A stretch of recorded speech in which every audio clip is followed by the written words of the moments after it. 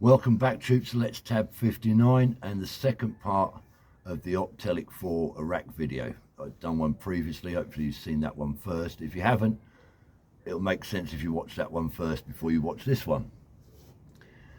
So this one's mainly about the fallout from the Optelic 4 tour that we did, and specifically the fallout from the Battle of Danny Boy, which I spoke about previously.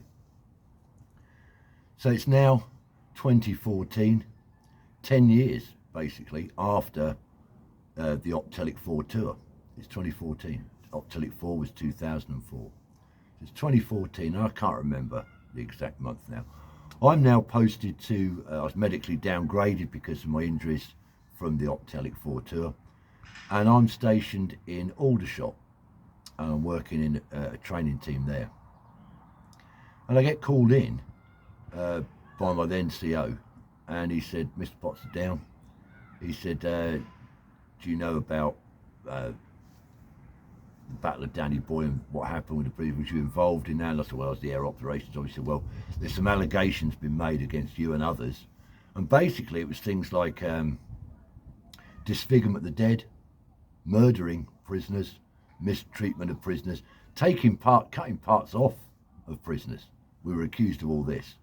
And he said, "You've got to have a meeting up in London with some lawyers that have been supplied to you, and you need to go up there." And he gave me the paperwork. I made contact with the lawyers and took myself up by train up to London, bunged a suit on, the old not guilty suit, and off I went. Meeting with the lawyers up there, and they explained exactly what was going on and took a statement from me. They wanted to know exactly my involvement, if anything was... would I be a witness of interest, if you like, to the prosecution, basically. So I gave them my statement, and they asked me certain questions. I don't want to go into it; it takes a long time. I remember them handing me a folder with pictures of the dead bodies that we'd recovered off the battlefield, and if I remembered any of them. And they said to me, like, turn the pages and just, see if you can remember any of these bodies, and if it gets too much for you, shut the book. I have to tell you now, right? I have to tell you now that as I started to look through the book, I got to about 3 or 4 pages, and it did bring it all back, and I just couldn't look at it anymore. So I took the statement. Now, as the air operations officer, this is after the battle. This is the next day after the battle. As I said previously in the other video, the dead bodies were then returned to the local authorities in Al Amarah itself. The prisoners had been held overnight by us, and I think there was 9 of them from memory. I can't remember now. It's nearly 20 years ago. In fact, it's 20 years ago this year from the Optelic 4. In May it'll be 20 years, or April it'll be 20 years. So this is now 10 years after the battle. So what happened was the lads that had been picking the bodies up off the battlefield and putting them into the vehicles to bring them back to Camp Abu Naji, because they'd handled the bodies and most of them weren't wearing any PPE, they needed to be flown down to the hospital in Shaiba for hepatitis B injections to make sure they hadn't picked anything up off these awfully damaged bodies. So I had them on their HeliQuest, which is a form you have to fill in, the name, rank and number, etc. They're going to be the passengers I'm going to put on the aircraft. So I'm down at the HLS. There's a little waiting area where I got them all together, only young lads, privates, lance jacks, etc. And I'm checking their names off the list. Over my shoulder, I see the guys start looking.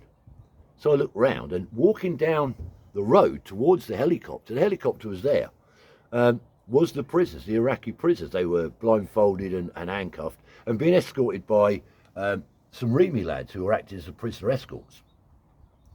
So that really dawned on me, and it did dawn on these lads as well, that they were going to be on the same aircraft as these enemy guys had been fighting the day before. Now, these are young lads, they're all still hyped up from the battle. They'd just done a bayonet charge. I mean, these guys were seriously, hyped up, you can imagine. And all they were thinking about was, maybe we can do them. Maybe we can pin them off the aircraft or whatever. I don't know exactly what they were thinking. But they were getting agitated. So I had to go over and talk to the REME guys, because I didn't have them on the HeliQuest. I had to add all their details onto that. I then had to go and brief the aircrew and say, look, that lot over there, we're fighting that lot over there. And you're taking both parties down to be processed. Obviously, the prisoners were going down mainly. They'd already been medically checked out. They had a few bumps and bruises, obviously, but they were all walking, they were all fine. They'd got to be checked out and they'd got to be interrogated, obviously, by the military intelligence down at Basra or wherever. So he was happy with it. The aircrew, the loadmaster, whatever, was happy that they all got put on the aircraft. Now, when that was brought up, that's why they wanted me on the inquiry. They wanted my statement. Obviously, must have been of interest to the accusation. I forget his name, Skinner, I think his name was, the guy, the lawyer that was acting on behalf of the Iraqis. He was basically an ambulance chaser.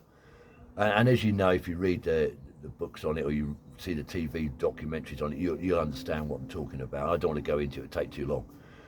So, anyway, another couple of meetings. I had to go back up to London a couple of times for more questions, etc. And one where they sort of prepare you to go in the witness box. They tell you what to expect, etc. So the day the inquiry kicks off and everyone's getting called, it's like a blooming battalion reunion.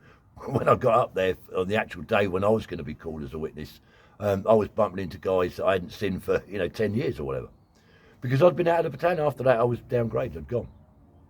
So anyway, day of the inquiry comes and I get briefed up, meet up with the lawyers. They take me to the actual building where the inquiry is going to happen. I can't remember what it's called.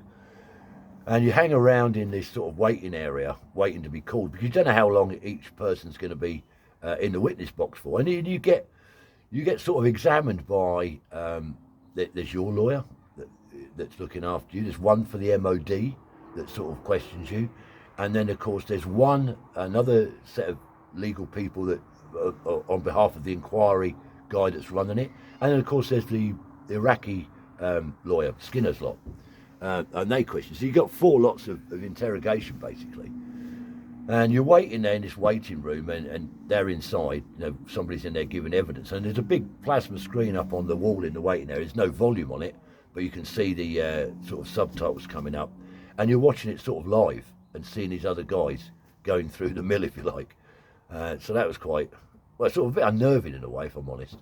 And then, of course, eventually it comes to me being called. I was up there nearly all day. We had lunch up there waiting to go in. Eventually, I gets called and I goes into the witness box to give my evidence, if you like. And it wasn't as bad as I thought, actually. But it was still, to be honest with you, it was a bit upsetting. But anyway, I gets called in the box and it was fairly all right. I remember one question I was asked, which really did sort of freak me out. I was questioned by one of the lawyers. I think it was the MOD lawyer. And they said to me, did you deploy any aircraft to the battlefield of Battle of Danny Boy? Which I didn't. I knew I hadn't. And so I said, no, I didn't deploy any aircraft. Nothing was requested, so I didn't need to deploy anything. It's not my decision. I just get told to deploy. But I didn't have to deploy anything. And they said, well, that's funny. Said, because some of the Iraqi participants have said in their statements that during the battle, they saw an aircraft going over. I can't remember if they said fixed-winged or rotary, but an aircraft was going over firing discs of light at them. Do you ever recall anything like that? I said, well, no. I mean, who's ever heard of a weapon system? The only thing I could think of, they were thinking, was flares off of an aircraft or a helicopter. But of course, because we didn't deploy anything, it didn't happen. So anyway, that was my bit, and I come away from that, and that did sort of play on my mind for a while, and because the outcome took ages. I think the whole thing cost £28 million to taxpayers, something like that. And it went on for ages. After I left the army in 2015, I still had to let my lawyers know where I was living and where I was moving so they could contact me at any time. And they sent me through all their statements, a big folder, and said, look, hang on to that, keep hold of that. And it wasn't until about, I believe it was 2019, something like that, that I got a letter through saying, look, it's all been thrown out, it's all rubbish, you're in the clear, don't worry about it, it's all over. But it did last for those few years, and it did play on your mind. Of course, stuff was coming up on the news about it, and they was making, books were written, there was documentaries, there was a drama series, and all that sort of brings it back. Well, I'm not sitting here whinging to you about, I just wanted to let you know a little bit about my experience of the Al-Swedi inquiry and what it was about. Like I say, you can look it up online, you can read statements, etc. I think even my statement's up online somewhere. But you can read it all and see the drama show series or programme. I think it was called Danny Boy, Battle of Danny Boy, something like that. Very good. It was all done by, like I say, by then Corporal Brian Wood, Military Cross, who won a Military Cross that day. There was others that won medals that day as well, but he was the one that was heavily involved, and he wrote a book, Double Crossed, great book to read, and then from that they made the TV drama show. So if you can find that, it's well worth a watch, and it does sort of give you another understanding, better than I can explain it to you anyway. So that's the end of that. Thanks for your support so far. Please, if you haven't subscribed, consider it. I'll be making some more videos as always very, very soon. Some a bit more light-hearted than these last two, but it's something I had to talk to you about. And it's done now, it's over. So, till the next time, troops, as always, let's tab.